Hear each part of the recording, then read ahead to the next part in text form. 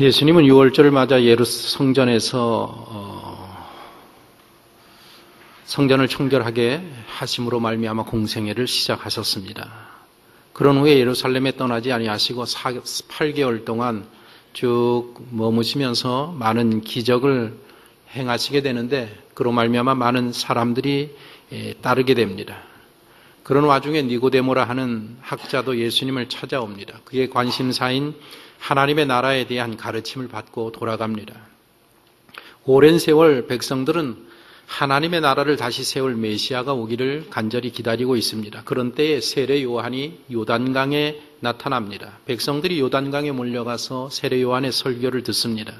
세례 요한을 보면서 저분이 혹시 우리가 기다리는 그 메시아가 아닐까 하는 생각을 갖기도 합니다. 세례 요한의 인기가 점점 더해져 갈 때에 예수님이 나타나십니다. 6월절에 성전에 나타나셔서 성전을 청결하게 하시고 8개월 동안 유대에 머무시면서 많은 기적을 일으키십니다. 예수님의 인기가 점점 올라가기 시작합니다. 세례 요한에게 몰리던 사람들이 예수님에게 몰리기 시작합니다. 그렇게 예수님의 인기가 점점 더해져 가더니 급기야는 세례 요한의 인기를 뛰어넘어서 세례 요한의 집회에 참석하던 모든 사람들이 예수님에게 말씀을 들으러 다 몰려옵니다. 바리새인들은 지금 이 모든 변화되어져 가는 흐름을 예의주시하고 있습니다. 이 예수의 인기가 열기가 얼마나 언제까지 어디로 흘러갈 것인지를 지켜보고 있는 것입니다. 그러다가 8개월 만에 마침내 바리새인들이 자신들의 입장을 정리를 합니다. 예수, 그는 우리의 편이 아니다. 우리가 제거해야 돼야 될 그러한 대상이다.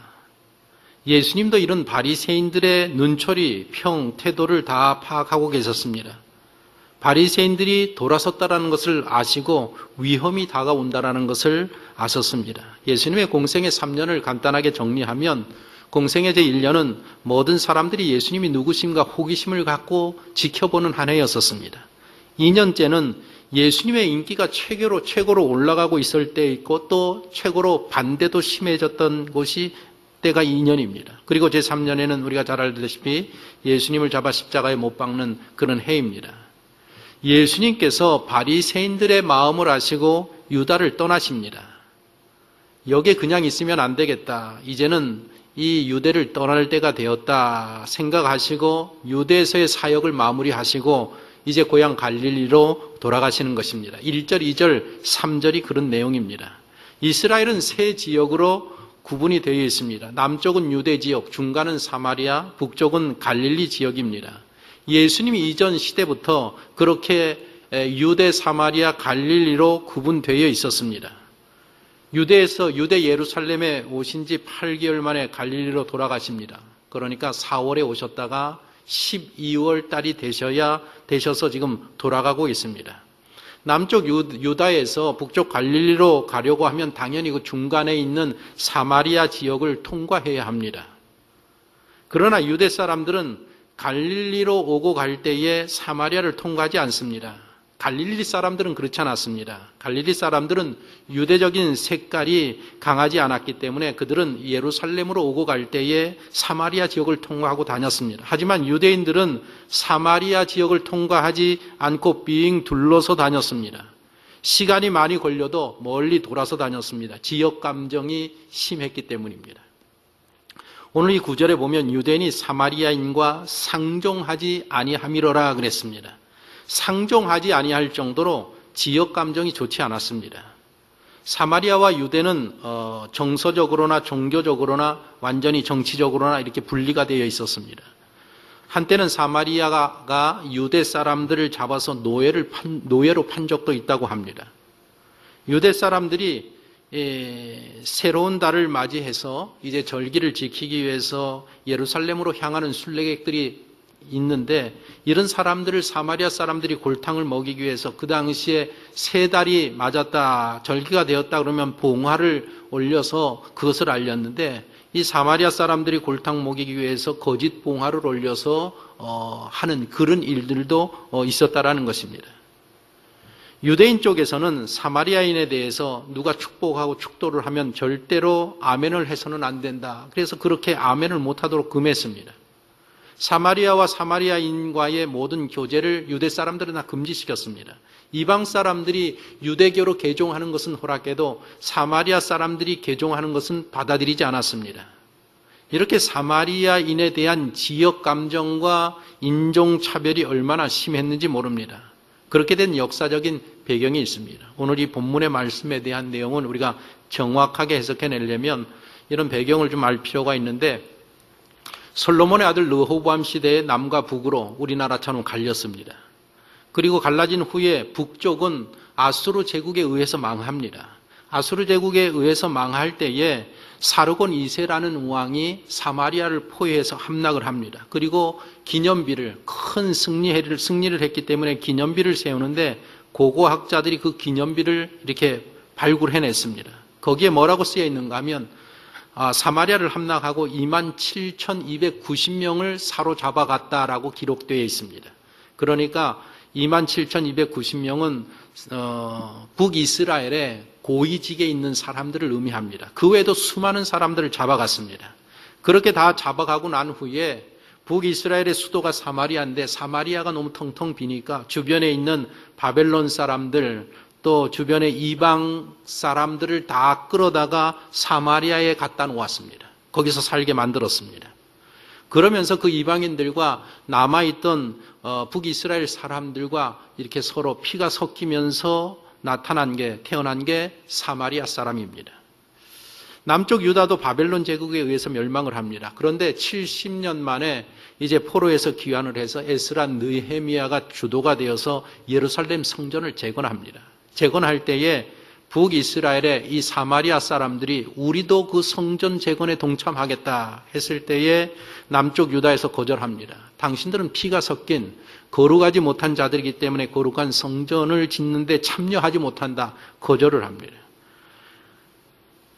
그때부터 지역감정, 인종차별이 시작이 됩니다. 여기에 격분한 사마리아 사람들이 너희가 예루살렘 성전을 재건하냐? 그러면 우리도 성전을 짓겠다 하고 자기들이 있는 그 지역의 사마리아 지역의 그리심산이라는 곳에 성전을 세우고 자기들은 거기서 하나님 앞에 예배를 드립니다.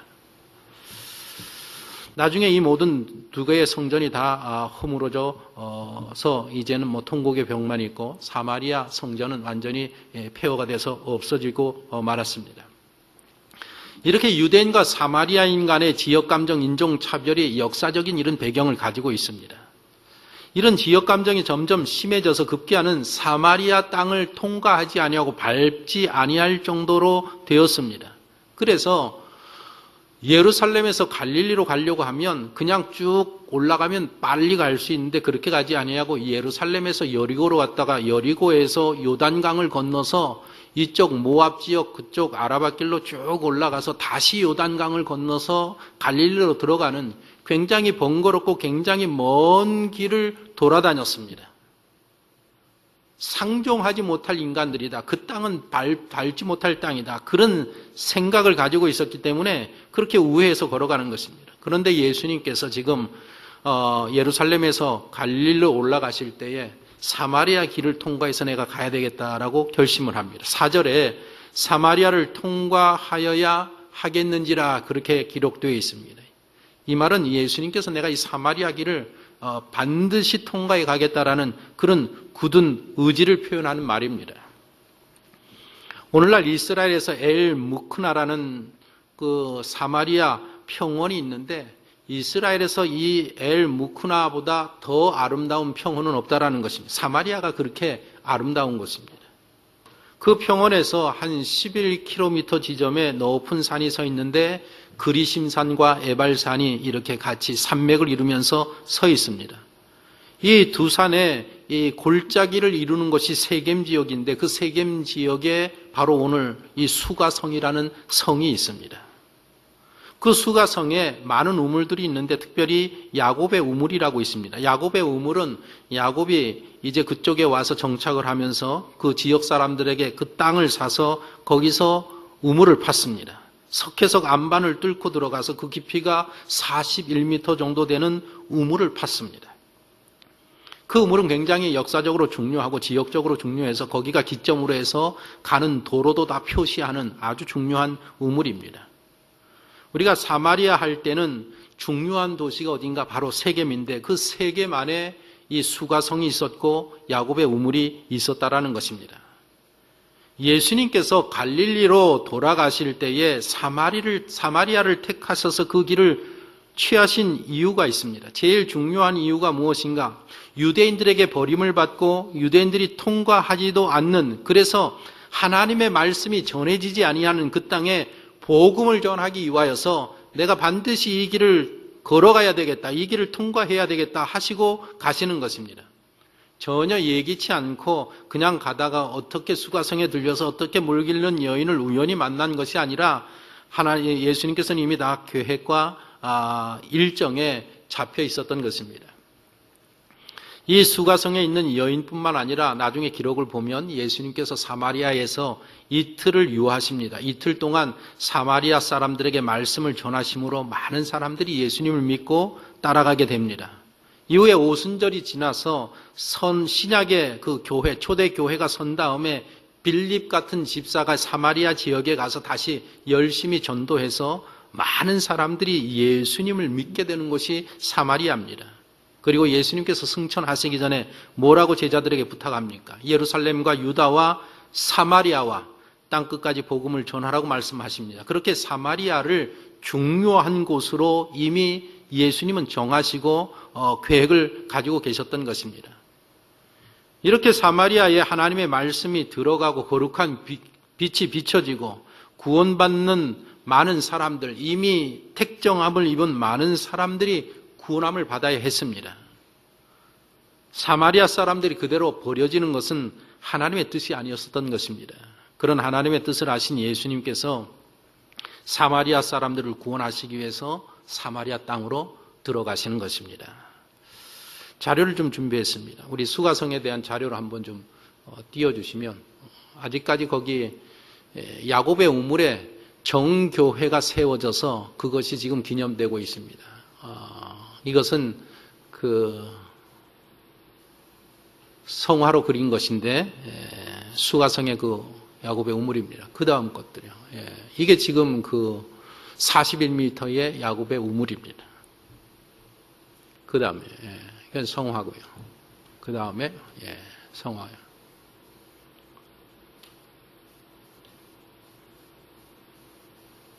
이거는 이제 그 이슬람이 이 야곱의 우물을 차지한 전쟁이 일어났을 때 그 야곱의 우물을 지키려고 하다가 순교한 사람을 기념해서 그린 그런 성화라고 합니다. 거기 여행했던 한국 사람들의 동영상이 한 1분 30초짜리 있는데 한번 보십시오.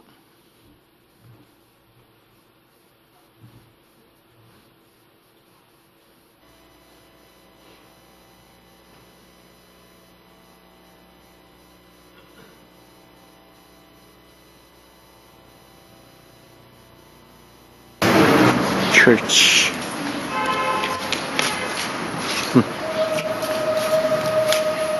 지금 여기가 세겜인 거죠? 세겜. 그러니까 예수님이 어디쯤 왔다 계시느냐? 모르겠어요. 저는 모릅니다. 네. 저는 모릅니다. 에발산이 오른쪽이고요.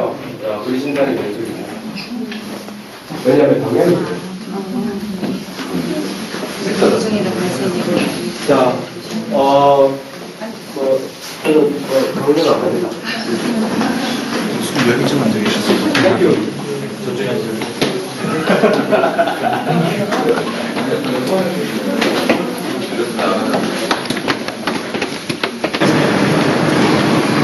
여기가 사마리아에 만났던 그곳에 지어진 교회입니다. 멋지죠? 뭐가? 왜 그림도 있네.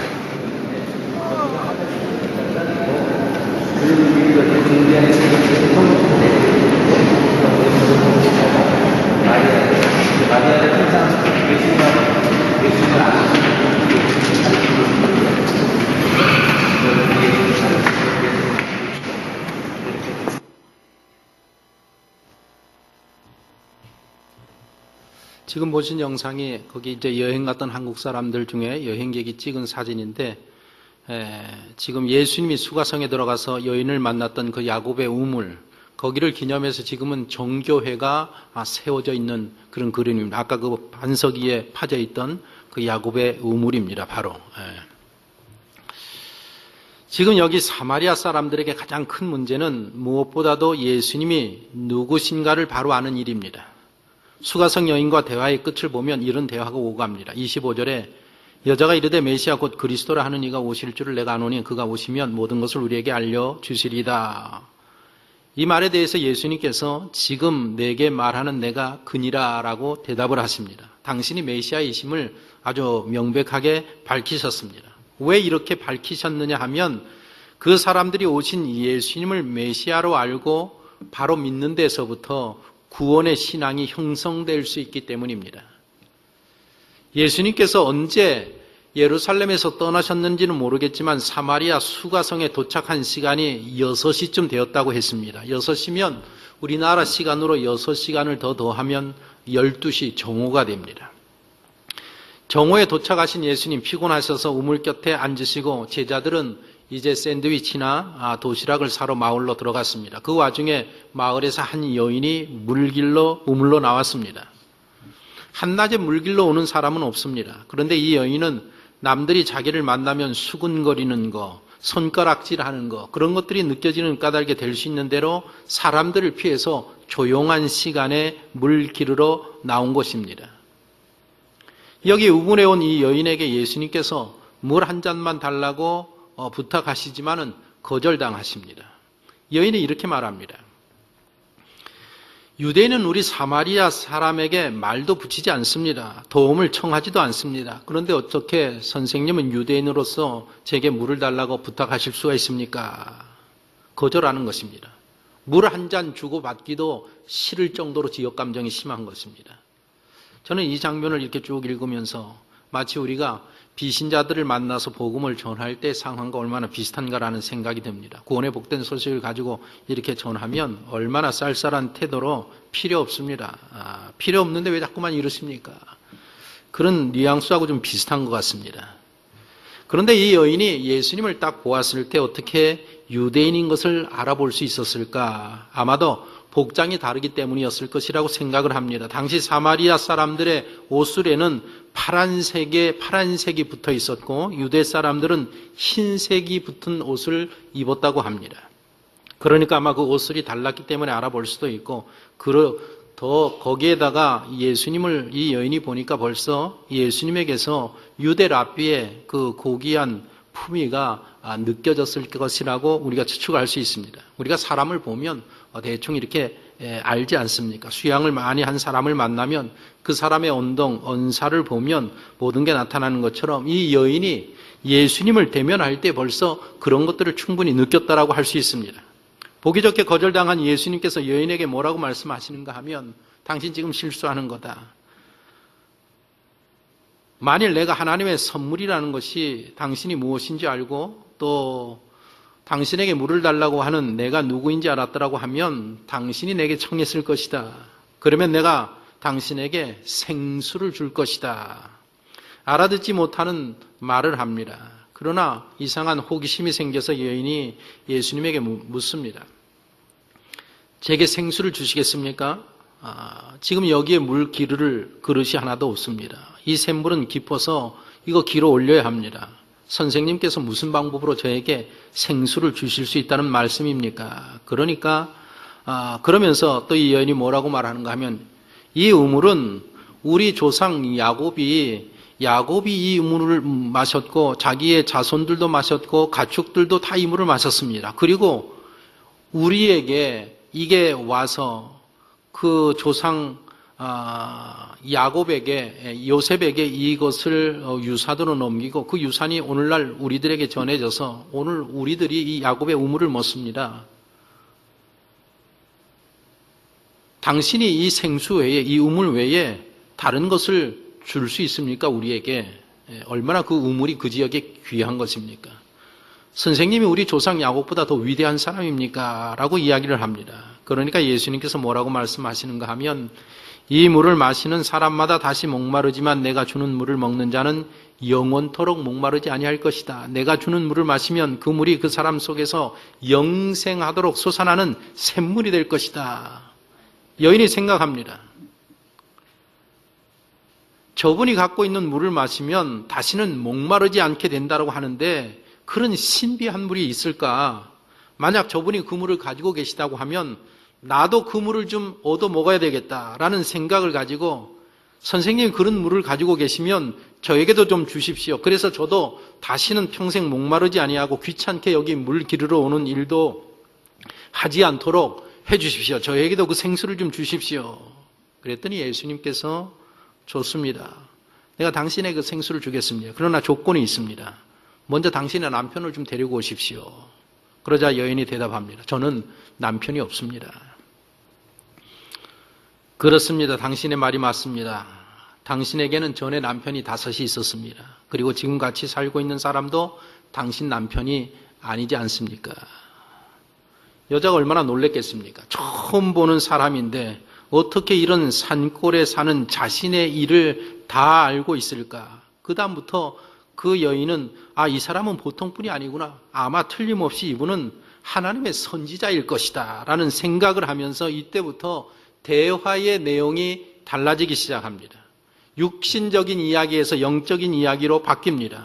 여인이 늘 궁금해하던 그 신앙적인 문제를 질문을 합니다. 마치 니고데모가 지난주에 예수님을 찾아와서 늘 궁금했던 것, 하나님의 나라에 대해서 묻는 것과 같은 질문을 하는 것입니다. 이 여인은 예배할 장소가 어디가 맞습니까? 늘 궁금한 게 무엇인가 하면 예배 드리는 장소가 어디에 맞는지, 유대 사람들은 시온산에 세워져 있는 예루살렘 성전에서 예배를 드려야 된다라고 항상 주장하고, 우리 사마리아 사람들은 선조들이 그리심산에 세운 그 성전에서 예배를 드리는 게 맞다라고 서로 주장하는데 어느 주장이 맞는지 이 여인이 늘 궁금했던 것입니다. 그래서 그 문제에 대해서 묻습니다. 말이 나온 김에 선지자님께 좀 물어보겠습니다. 예배할 장소가 도대체 어디가 맞습니까? 그리심산에서 드리는 게 맞습니까? 시온산의 예루살렘 성전에서 드리는 게 맞습니까? 어느 곳에서 예배를 드려야 하는 것입니까? 여기에 대해서 예수님께서 21절에 이런 답을 주십니다. 21절을 보십시오. 같이 읽어보겠습니다. 예수께서 이르시되 여자여 내 말을 믿으라. 이 산에서도 말고 예루살렘에서도 말고 너희가 아버지께 예배할 때가 이르리라. 어디서 예배 드리는 게 맞습니까? 라는 이 여인의 질문에 뭐라고 대답하시는가 하면 여자여 내 말을 믿으라 이야기합니다. 여자여 내 말을 믿으라. 더 정확하게 해석을 하면 여자여 나를 믿으라 라는 뜻입니다. 여자여 나를 믿으라. 그리고 나서 이 산에서도 말고 예루살렘에서도 말고 너희가 아버지께 예배할 때가 이르리라 라고 이야기하십니다. 내 말을 믿으라고 하시면서 하나님에 대해서 하나님은 내 아버지시다라고 이야기하고 있습니다. 지금 예수님께서 분명히 하나님을 당신의 아버지라고 말씀하시면서 나는 하나님의 아들이라고 이 여인에게 이야기하고 있는 것입니다. 그러니까 이 여인에게 내가 하나님의 아들인 것을 믿으라라는 말을 하고 있는 것입니다. 예수님을 하나님의 아들로 메시아로 구세주로 믿는 자들이 드리는 것이 그것이 예배입니다. 이 신앙이 빠져 있으면 그것은 예배가 더 이상 아닌 것입니다. 예배를 어디서 드리느냐가 중요한 문제가 아니라 예수님을 아느냐 모르느냐, 예수님을 믿느냐 믿지 아니하느냐 이것이 중요한 문제인 것입니다. 여자여 예배하기를 원하느냐? 그렇다면 내가 하나님의 아들임을 믿으라. 예수님께서는 계속해서 이야기하십니다. 22절을 보십시오. 같이 읽습니다. 너희는 알지 못하는 것을 예배하고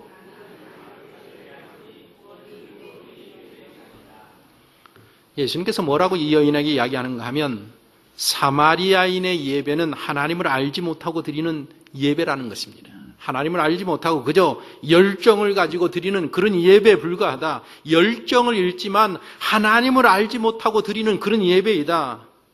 하나님을 알지 못하고 드리는 예배는 우상에게 드리는 예배하고 다를 것이 없는 것입니다.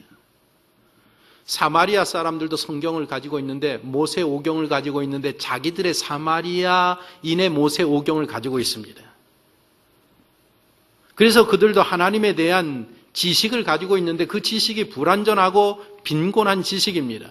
모세 오경에도 메시아에 대한 것을 가르치는 부분들이 있습니다. 그 정도로 이 사마리아 사람들은 하나님을 믿는 것입니다. 그들에게는 예언서도 없고 시편도 없고 다른 글들이 없었습니다.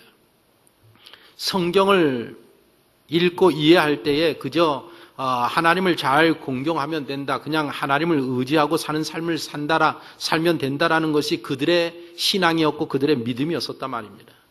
그래서 예수님께서 지금 이런 말씀을 하고 계시는 것입니다. 너희는 하나님을 제대로 알지 못하고 예배하지만 우리는 하나님을 알고 예배한다. 구원은 유대인에게서 나는 것이니라. 구원이 유대인에게 있다라고 이야기하지 아니하고 유대인에게서 나는 것이다. 삼위일체 하나님께서 구원의 계시를 누구에게 두었느냐? 유대인들에게 주었다라는 것입니다. 유대인이 구원이라는 게 아니에요. 유대교로 거듭나야 유대교로 개종해야 구원받을 수 있다는 게 아니에요. 유대인이 되어야 구원받는다는 것이 아니라 하나님의 구원의 계시를 누구에게 두었느냐? 유대인들에게 두었다. 그것이 하나님의 섭니다. 하나님께서 유대인들을 통해서 온 세상이 구원을 시킬 것이라는 그런 의미의 말씀입니다. 지금 그런 이야기를 하시면서 23절, 24절 우리가 너무나 잘 아는 말씀을 합니다. 23절, 24절 보십시오. 같이 읽습니다. 아버지께 참되게 예배하는 자들은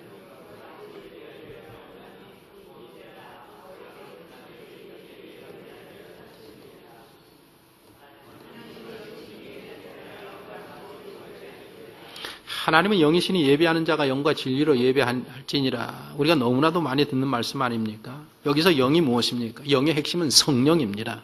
성령이 충만하신 분이 누구십니까? 예수님이십니다. 진리는 무엇입니까? 예수님은 나는 길이요 진리요 생명이라고 했습니다. 진리도 예수님이십니다. 여기 영과 진리로 예배한다라는 것은 예수 그리스도 안에서 예배한다라는 그런 뜻입니다. 참된 예배가 무엇인지 아느냐? 참된 예배는 예수에 의한 예수를 위한 예배가 참된 예배라는 의미입니다. 그러자 여인이 뭐라고 대답하는가 하면 25절에 여자가 이르되 메시아 곧 그리스도라 하는 이가 오실 줄을 내가 아노니 그가 오시면 모든 것을 우리에게 알려주시리다. 선지자 같은 선생님께서 하시는 지금 이 말씀이 맞는지 틀리는지는 메시아가 오시면 분명하게 대답을 해 주실 것입니다 라고 하니까 예수님께서 내가 바로 메시아다 라고 말씀을 하시는 것입니다. 당신의 신분을 정확하게 밝히고 계십니다. 이 여인은 이렇게 한낮에 물을 기르러 왔다가 예수님을 만났습니다.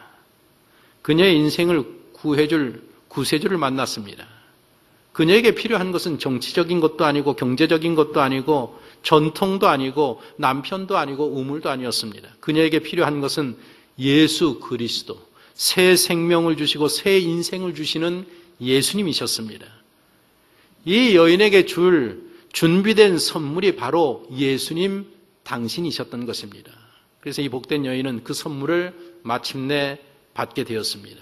가장 값진 선물을 받은 이 여인이 기뻐서 어찌할 바를 모릅니다. 너무 기쁜 나머지 물을 기르러 왔다가 물 깃는 일도 다 잊어버리고 동네로 달려갑니다. 동네로 달려들어가서 사람들에게 내가 오늘 메시아를 만났다. 우리가 그토록 기다리던 하나님의 아들을 만났다. 그분이 바로 나사렛 예수시다. 내가 지금 그분을 만나고 오는 길이다. 이 여인의 말이 얼마나 확신에 차 있었던지 사람들은 그 여인의 말만 듣고도 예수님을 믿었다고 했습니다. 지금 저기 성박 우물 곁에 예수님이 앉아 계시는데 그 예수님을 직접 대면하지 아니하고도 이 여인의 말만 듣고도 예수님을 믿게 되었다라는 것입니다. 바로 믿음은 복음은 예수 그리스도의 말씀을 들음으로 말미암아 생겨난다라는 것을 우리가 알 수 있습니다. 예수님께서 부활하신 후에 도마에게 뭐라고 이야기하십니까? 너는 나를 본고로 믿느냐? 보지 못하고 믿은 자들은 복되도다 하지 않습니까? 이 사마리아의 수가성 사람들은 참으로 복된 사람이 되었습니다. 그들은 보지 않고 믿는 자들이 되었습니다. 믿음은 이렇게 누군가가 하나님의 복음을 전하고 그 복음을 들을 때에 생기는 것입니다. 이 말을 듣고 예수님을 믿은 사람들이 나가서 예수님을 성으로 모셔옵니다. 서로 상종하지 않는 사람들입니다. 길도 같이 가지 아니하는, 말도 하지 아니하는 그런 사람들인데, 이 사람들이 친히 다 나가서 예수님을 사마리아 성 수가성으로 모셔드리고 놔주지를 않습니다. 갈릴리로 지금 가셔야 되는데, 올라가셔야 되는데 놔주지 아니하고 우리에게 하나님의 말씀을 들려달라고 간청을 합니다. 그래서 할 수 없이 이틀 동안 머무시면서 말씀 부흥 사경회를 이틀 동안 예수님께서 수가성에서 하시는 것입니다. 그 말씀 부흥 사경회에 참석한 수가성의 사람들이 믿음이 얼마나 좋아지는지 41절, 42절을 보십시오. 이렇게 이야기합니다. 같이 읽어보겠습니다. 예수의 말씀으로 말미암아 믿는 자가 더욱 많아 그 여자에게 말하되 이제 우리가 믿는 것은 내 말이 아니니 이는 우리가 친히 듣고 그가 참으로 세상의 구주신 줄 알미라 하였더라. 여인에게 이 수가성 사람들이 하는 말이 뭔가 하면 이제는 당신이 말한 것 때문에 믿는 게 아니라 우리가 직접 예수님을 만났고 직접 예수님의 말씀을 들음으로 말미암아 이 예수님이 하나님의 아들이고 이 예수님이 메시아이시고 이 예수님이 구세주가 되시고 이 예수님이 내 인생의 주인인 것을 내가 확실히 믿게 되었다. 이렇게 신앙 고백을 하고 있습니다. 수가성의 여인이나 다른 사람들이나 또 나중에 예수님을 만나서 가르침을 받아서 많은 사람들이 예수 그리스도를 믿게 되는데 그들의 모든 사람들의 신앙을 보면 그 신앙이 일정하게 준비되지 않았다는 것을 우리가 알 수 있습니다. 그러하다고 할지라도 그들이 예수님을 만났을 때에 이분이 이 예수님이 내가 믿어야 할 바로 그분이시구나, 바로 그 구세주, 그 하나님의 아들이시구나 라는 것을 알게 되었다는 것입니다. 그로 말미암아 그 예수님을 알므로 말미암아 그들이 은혜를 받고 구원을 받았습니다. 그리고 앞으로 이제 예수님이 부활 승천하신 후에 오순절에 성령이 임하면서 제자들이 베드로와 또 빌립 집사가 사마리아 지역에 가서 그들에게 하나님의 복음의 말씀을 전할 때에 그 말씀을 가지고 예수님에 대한 진리, 복음의 구원의 진리를 더 많이 더 풍성하게 깨닫게 되고 받아들이게 되는 역사를 경험하게 됩니다. 우리가 예수님에 대해서 풍부한 내용을 잘 알려고 하면 먼저 예수님을 믿어야 되는데 예수님은 하나님의 아들이시다. 예수님은 구세주시다. 그 믿음으로부터 신앙은 출발되어지는 것입니다. 마치 사마리아 사람들이 예수님을 메시아로 믿었던 것처럼 믿어야 되는 것입니다. 그 믿음을 기초로 해서 그 후에 예수님의 십자가의 그 도, 부활의 진리, 그런 진리들을 빌립 집사가 와서 전할 때 그것들을 받아들이고 이해하고 더 풍성한 신앙의 삶을 누리게 된다라는 것입니다. 그러니까 우리 신앙생활에서 가장 기초적인 출발점이 무엇인가 하면 예수님, 그 예수님을 아는 것, 누구로? 하나님의 아들로, 메시아로, 나의 구세주로 알고 믿고 받아들이는 거기에서부터 우리의 신앙의 삶이 점점 깊어지고 넓어지고 하나님의 뜻을 이루어가는 인생의 삶이 거기에서부터 시작이 되어진다는 것을 오늘 이 사마리아 복음을 통해서 우리는 깨닫게 되는 것입니다. 예수 그리스도를 하나님의 아들로 믿으십니까? 여러분들 구세주로 영접하시고 고백하셨습니까? 그러면 이제부터 성령께서 하나님의 말씀을 통해서 여러분들의 신앙을 더 깊게 하시고 넓게 하시는 그 하나님의 은혜 가운데서 매일매일 성장해 나가는 그리스도의 삶을 사는 성도가 되어야 되는 것입니다. 기도하겠습니다.